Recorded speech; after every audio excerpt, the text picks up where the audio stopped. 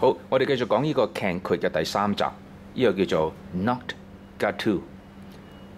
咁佢其實呢個 not got to 咧係有2個用法嘅。黃色筆呢個咧就係我哋一般咧係唔需要有任何嘅演繹嘅直接嘅用法，就話唔係太過，唔係太過。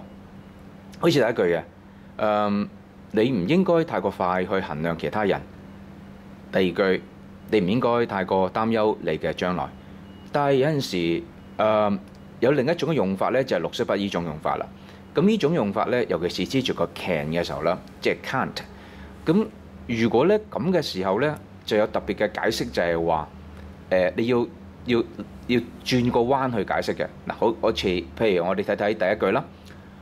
You can't be too careful when you read the question。記住呢個讀 question 唔係 question 啊 ，question。即係話當你睇題目嘅時候，你唔會係太過小心。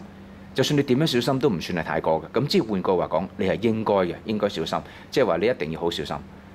同樣道理，第二句 frugal 係 frugal 就係解節儉啦。當你冇嘢做嘅時候，你點樣節儉都唔會係太過。咁即係換句話講，你應該要節儉，或者一定要節儉。好，我哋再睇一次呢個綠色筆嘅呢個特別嘅用法。好，睇睇下邊啦。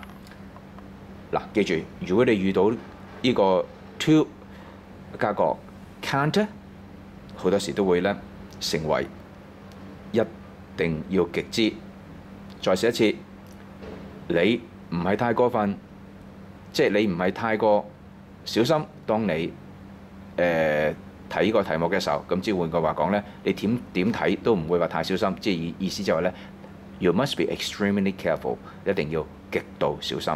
同一道理，當你冇嘢做嘅時候，你點樣節儉都唔算係太過節儉。咁即係意思就係話咧 ，you must be extremely frugal when you are unemployed。好，我哋再睇翻上面啦。嗱，咁呢度嚟講咧，再提一次大家就係話喺一般情況嚟講咧。Not got to 咧，即係話唔好太過乜嘢，唔好太過乜嘢。但係不過咧，遇到 can't 嘅時候咧，咁咧你就要小心啦。呢個咧係解作極之乜嘢嘅意思。